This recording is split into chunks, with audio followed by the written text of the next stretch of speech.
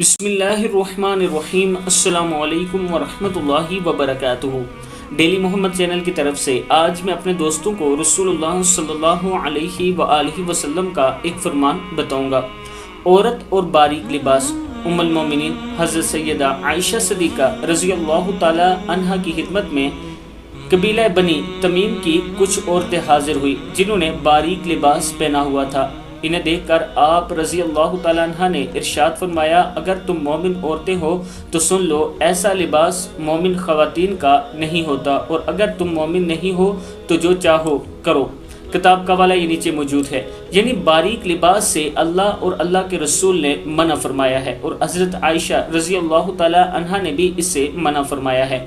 عورتوں کو اس میں احتیاط برتنی چاہیے۔ آج کل جو لباس پہنا جاتا ہے، اللہ تعالیٰ ہم سب کو اس گناہ سے دور رکھے۔ یہ انتہائی بڑا گناہ ہے، اور کل قیامت کے دن آپ امی عائشہ اور حضرت فاطمہ رضی اللہ تعالی عنہ کے سامنے کیسے جائیں گی، اور رسول اللہ صلی اللہ علیہ وآلہ وسلم سے شفاعت کیسے حاصل کریں گی۔